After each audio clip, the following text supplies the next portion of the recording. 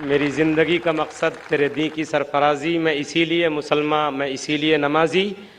یہ تھے ڈاکٹر ذاکر نائک صاحب، جو نماز یعنی صلاح کے جسمانی، روحانی اور طبی فوائد آپ کے سامنے قرآن و حدیث اور سائنس کی روشنی میں بیان فرما رہے تھے۔ ہم بے حد ممنون ہیں ان کے۔ ظاہر بات ہے، انہوں نے بتایا کہ نماز کس طریقے سے ہمارے اندر ڈسپلن پیدا کرتی ہے، مساوات اور بھائی چارگی کا اور اخوت کا درس دیتی ہے، کس طریقے سے امیر اور غریب، فقیر اور بادشاہ، ملازم اور آقا کو ایک ساتھ کس طریقے سے کندھے سے کندھا اور پیر سے پیر ملا کر کھڑا کر کے بتاتی ہے کہ سب ایک ہیں، ان میں کوئی بڑا اور چھوٹا نہیں ہے۔ آ گیا عین لڑائی میں اگر وقت نماز، قبلہ رو ہو کے زمیں بوس ہوئی قوم حجاز، ایک ہی صف میں کھڑے ہو گئے محمود و ایاز، نہ کوئی بندہ رہا نہ کوئی بندہ نواز، بندہ و صاحب و محتاج و غنی ایک ہوئے، تیری سرکار میں پہنچے تو سبھی ایک ہوئے۔ میرے دوستو، جیسا کہ ڈاکٹر ذاکر صاحب نے کہا کہ ہماری نماز ہونی چاہیے۔ اگر پیروں پر کھڑے رہنا ہی عبادت ہے، اگر پیروں پر کھڑے رہنا ہی صرف عبادت ہے، تو جنگل کے درختوں سے زیادہ آپ کھڑے نہیں رہ سکتے۔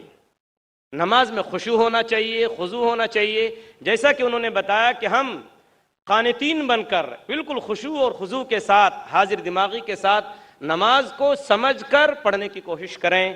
قرآن پاک کا ترجمہ ہم کو پہلے پڑھنا چاہیے، اور نماز کے دوران ہم اسی میں گھومتے رہیں کہ امام صاحب کیا تلاوت کر رہے ہیں، یا جو میں پڑھ رہا ہوں اس کا مطلب کیا ہے، تو انشاءاللہ ہماری نماز ہوگی۔ ورنہ ایسا نہ ہو کہ بقول علامہ اقبال کہ کبھی قبلہ رو جو کھڑا ہوا تو حرم سے آنے لگی صدا، تیرا دل تو ہے صنم آشنا، تجھے کیا ملے گا نماز میں۔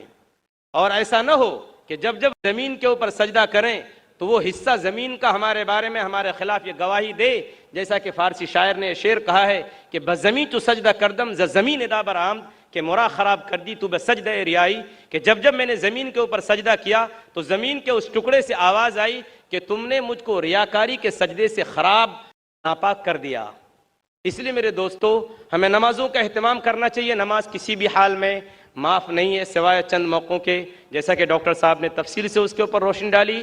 اب ڈاکٹر صاحب کی تقریر کا جو دوسرا دلچسپ اور انتہائی مؤثر سیشن ہے، جو سوال و جواب کا سیشن ہے، وہ اب ہم شروع کرتے ہیں۔ سوال و جواب کو شروع کرنے سے پہلے چند باتوں کا دھیان رکھنا تمام بھائیوں اور بہنوں کے لیے ضروری ہے۔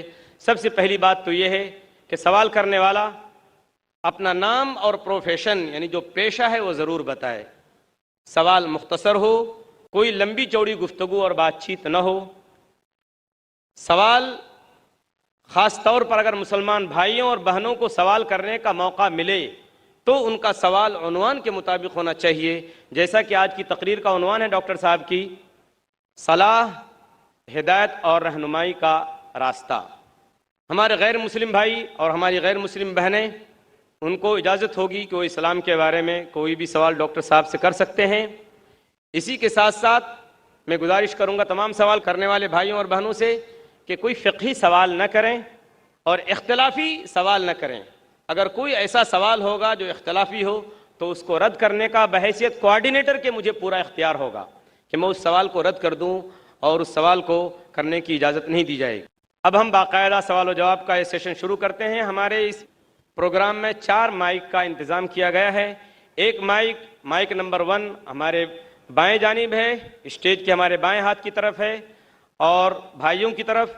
دوسرا بیچ میں ہمارے بھائیوں کے شعبے میں، مائک نمبر 3 بھی بھائیوں کے شعبے میں ہے، اور مائک نمبر 4 ہمارے دائیں ہاتھ پہ ہماری بہنوں کے شعبے میں ہے، اور اسی کے ساتھ ساتھ مائک نمبر 5 بھی ہماری خواتین اور ہماری بہنوں کے شعبے میں ہے۔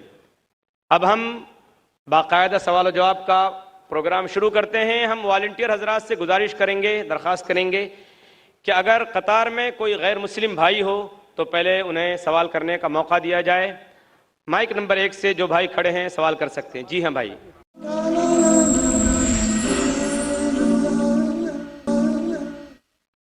میرا نام مہیش مہتا ہے اور میں ریٹائرڈ پرسن ہوں۔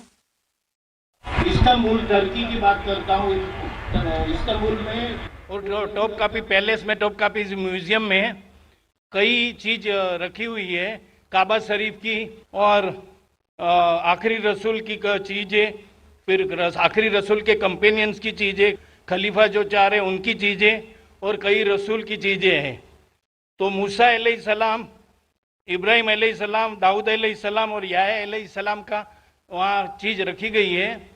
तो ये जो मूसा अलैहिस्सलाम की लाठी है, जो असा, और दाऊद अलैहिस्सलाम की जो स्वॉर्ड है, मतलब तलवार, तो क्या रियल है, उनके टाइम का यूज़ किया हुआ है? महेश भाई ने सवाल किया है कि वो तोप्टा के म्यूजियम गए थे इस्तांबुल में, टर्की में, और अल्हम्दुलिल्लाह अल्लाह ने मुझे भी मौका फरमाया। इस साल ही चंद महीने पहले फरवरी मार्च में मैं भी गया था कोप्टा की म्यूजियम में, टर्की में मुझे बुलाया गया था। महेश भाई साहब पूछ रहे कि वहाँ कई चीजें हैं अल्लाह के, मूसा अलैहिस्सलाम की, और मूसा अलैहिस्सलाम की लाठी है, क्या वो लाठी सही है? Is it original? मैंने भी वो लाठी को देखा। ये सवाल मेरे दिमाग में भी आया, ये सवाल जो आपका है मेरे दिमाग में भी आया, लेकिन जवाब मिला सही है या नहीं कोई फर्क पड़ता नहीं। लाठी सही है या गलत फर्क नहीं पड़ता है, फर्क ये पड़ता है कि अल्लाह ने जो हिदायत दी इस कुरान में वो सही है, वो महफूज है। वो लाठी से दीन जरा भी बदलेगा नहीं। हिस्टोरिकल वैल्यू हो सकती है, उसमें कई चीजें हैं, जैसा आपने कहा खुलफा राशिदीन के, हजरत अबू बकर, हजरत उमर